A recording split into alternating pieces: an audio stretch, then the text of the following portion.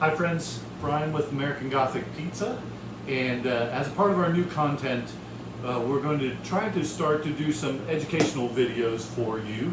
We like to say that everything that we do on the truck here, you can do at your house, because we use the Gosney Rockbox pizza ovens here, and those are intended for use in your backyards. They're affordable, they're an excellent outdoor cooking tool, and it's a lot of fun to make pizza at home. So we want to provide some educational content for you on not just what we do in a food truck in a professional environment with several people working on producing pizza, but how you can translate that into making pizza at home for your own family pizza night there, which is a lot of fun.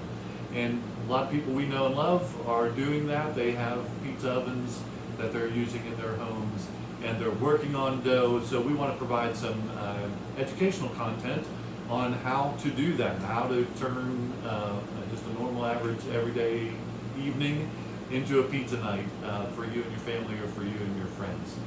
So as part of that, we're going to do a couple of videos about dough, because dough is the star of your pizza night, and you have to have the right ingredients and the right tools. But once you have those, making great dough is fun. I find it therapeutic. I love making dough. I'm a dough monkey. I like the process of it. I like that it is a living thing, and it takes a lot to pinpoint and dial in all the precision that you can to adapt to weather and environment and all those types of things, and flavor, and make the best dough that you really love. So there's a couple of principles to that that we're going to talk about over the next couple of videos, and then we'll end with us making a large batch of dough. We'll video us making a large batch of dough for one of our events that's coming up. So today what we're going to talk about is ingredients and tools that you need to make dough. So Neapolitan pizza dough is a lean dough, which means that it doesn't use any added fat or dairy or additives into the dough. So it's typically only 4 or sometimes 3 ingredients, and those ingredients are flour, water, salt, and then yeast. Yeast is the optional ingredient. You can also use a starter or a pasta madre if you want. We've never done that. We've always used yeast just because in producing large batches of it in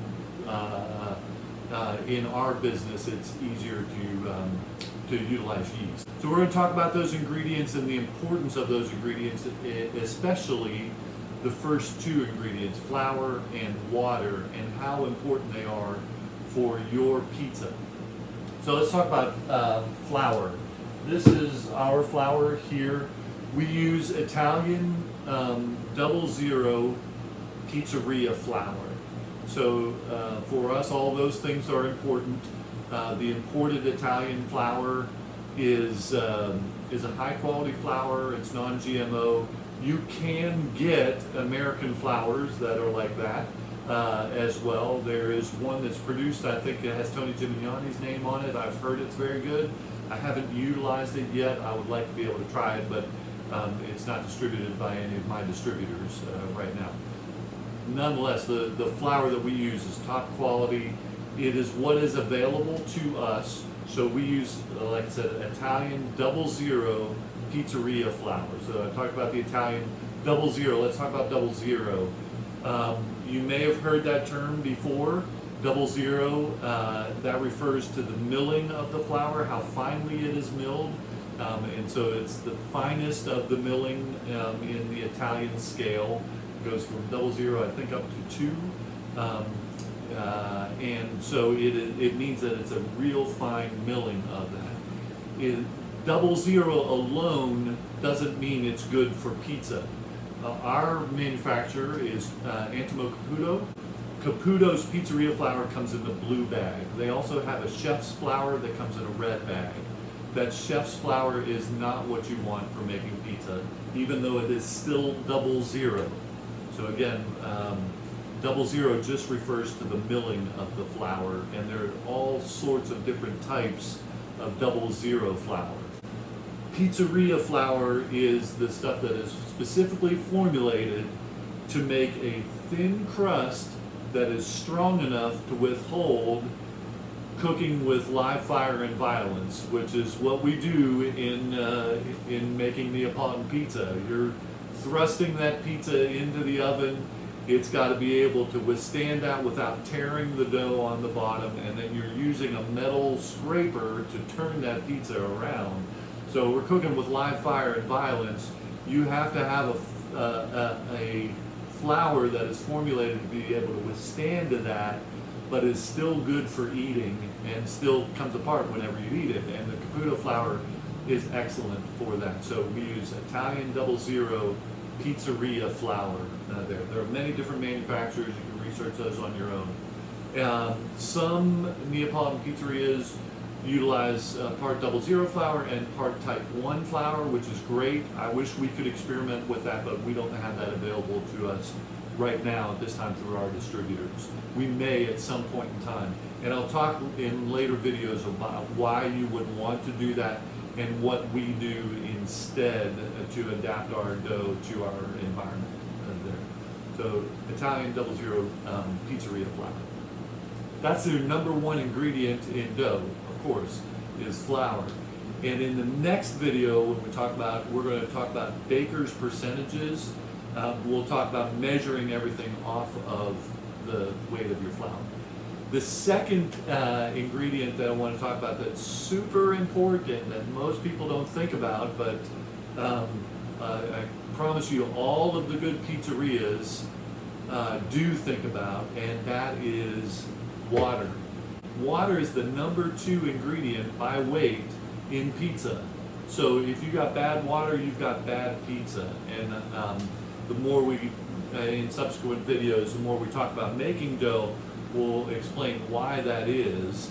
It's important to really have a good water source, and that's not through your refrigerator filter system. Most of those filter systems are just for taste. They're not for impurities, and they're not filtering out any chemical impurities or anything like that, or mineral content. So a good solution for you, and we've utilized this before, now we have a water delivery service that we utilize that has the same product, but a good solution we have utilized before is buying purified water, but not just purified water, it's purified water, and you can see at the bottom it says with minerals added for taste.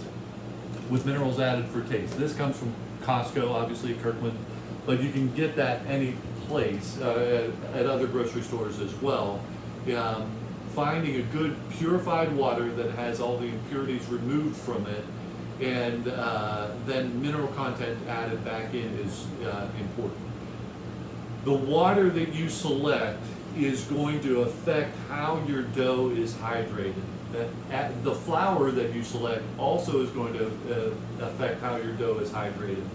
But you can have the best flour in the world, and if you use bad water that's full of impurities, number one, it's not good for you. Number two, it is going to weigh your dough down. You can make 2 batches with the same flour and change your water, and you're going to have one very heavy dough and one that is a good dough. And you'll see right away that your choice in water is important in that. So when you're making dough, make sure you have a good water there. So those are 2 of our ingredients. Our third ingredient that by weight is our third biggest ingredient is sea salt. We use fine sea salt, always not kosher salt, which is flaky salt, or not coarse sea salt. You want to use fine sea salt. And you can get that many places, but get a good quality fine sea salt there without iodine is typically what they're making dough out of. And then yeast. So we're going to talk a little controversial here about yeast. In Neapolitan pizza, they typically use fresh yeast or cake yeast or wet yeast is what they call it. It is easier to measure. It has a little bit of a flavor component to it as well. The fermentation changes a little bit, and fermentation is super important. We'll continue to talk about that. But having said that, we utilize active dry yeast, and it is possible to use active dry yeast and still come out with a flavorful dough. It requires more precision in order to do that. Because you have to use obviously smaller amounts. You're utilizing about a third of what you're utilizing with cake yeast or wet yeast there. But wet yeast isn't usually readily available to the average consumer, and it also is going to go bad quicker than active dry yeast is. Now we'll talk about tools. The tools that you'll need. We try really to keep it simple. We've got the pizza ovens. Obviously, you need a pizza oven in order to make pizza. But one other critical component, and you can get this pretty economically, is you need a good scale. And this is the scale that we started off with. We don't utilize this scale all the time, but you can see these. You can find these on pizza making websites, or you can find them on Amazon. These kind of dual scales. This one is made by KitchenAid. What it has is it has this small scale here that weighs down to the 100th of a gram. It's trying to reset itself. I turned it on. I don't know what I was hoping to happen there. But it has one that weighs to, it says it's unstable. Or maybe it's saying I'm unstable. I don't know. Yeah, here we go. It had to be set down in order to do it. And it has one that weighs to the 100th of a gram, and it's freaking out because it's not stable right now. And then it has one that just weighs to the gram there. This one is the one that we utilize for yeast. We used to utilize this one for flour and water. We now use a commercial scale for flour and water. But this one is the one that you'll need to use if you're using active dry yeast. You can just buy one small scale on Amazon. They're usually like 15 bucks that will weigh down to the 100th of a gram. I think they're utilized for medication, I'm not sure. But they're inexpensive to buy, and they'll weigh down to 100th of a gram. The problem is they won't weigh heavier quantities like water or flour very accurately, but they will weigh yeast very accurately. So you'll need a small scale, and then you'll need just a digital kitchen scale for your other ingredients. So there you go. That's our opening video talking about dough. 4 ingredients: Italian 00 pizzeria flour, purified water with minerals added back in, sea salt, and then active dry yeast. And then one tool that you'll absolutely need is an accurate kitchen scale, or 2 accurate kitchen scales. I hope you're in for this adventure. It's a lot of fun. It takes practice, but the practice is always delicious. So it doesn't matter. Ugly pizzas taste good too. And you can make ugly pizzas at home, and then with a lot of practice, you can make beautiful pizzas at home as well.